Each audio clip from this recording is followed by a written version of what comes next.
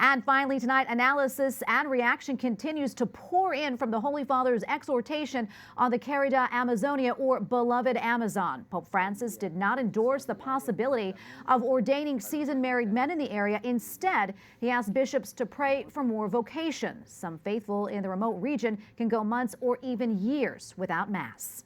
Here to help us take a look at this issue is Father Thomas Petrie, moral theologian and professor at the Dominican House of Studies in Washington, D.C. He is also co-host of the Church Alive Saturday mornings on EWTN Radio. Father, welcome back. Thank you so much. Thanks for having me, Tracy. So what did you make of this document? I was very happy with it. It's a very beautiful document that our Holy Father has written, a lot to take in, a lot of wonderful spiritual nuggets about women and priests and the nature of evangelization and our need to care for the environment, because the environment is where people live. We need to care for the environment and those of the indigenous people, because there are people there who need to survive in the environment. Yeah, and the big talk or two, of course, was the issue of seasoned married men being ordained. What are your thoughts? I'm not surprised at all that the Holy Father didn't move on that. He's been saying his entire pontificate that he thinks celibacy is a grace. He just said last month in a recently published interview in an Italian book that he says grace is a decisive, or that celibacy is a decisive grace for the Roman Catholic Church.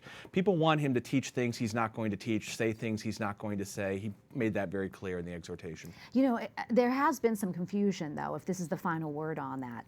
Well, this is only because there are adjutants in the church who want to push the Holy Father to try to change church discipline. Look, there are already married priests in the Catholic Church, in the Anglican Ordinariate, in the Eastern Catholic Church, so it is a discipline, but the norm is and it seems will continue to be, celibacy for priests. Yeah, and the Pope also focused on respecting indigenous cultures and enculturalization. What's the Church's authentic approach to evangelizing? Well, enculturation and evangelizing culture means accepting what is good in the culture and using that and baptizing it, so to speak, to turn it to Jesus Christ, but also purifying culture. And so when we ask questions like the Amazonian cultures and whether certain elements of the culture can be used at Mass, that's something that the Holy See and the Church will have to look at, but it's always about bringing everything to Jesus Christ.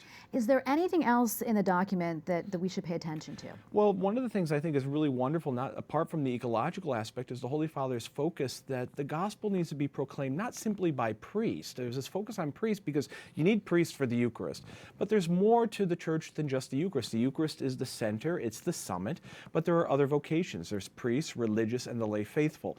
And so the Holy Father focused that the religious and the lay faithful and priests need to work together to proclaim the gospel in their own vocations. Yeah, and some people may say, well, what does this mean for me?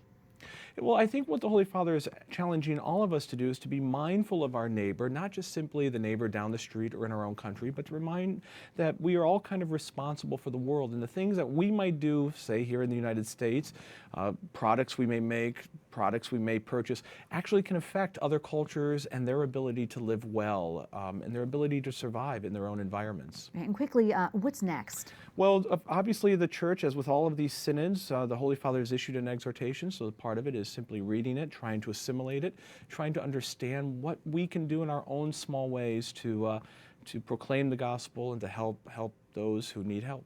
Great. Well, Father, thank you so much for your insight. We really appreciate it. Thank you, Tracy. Thank you.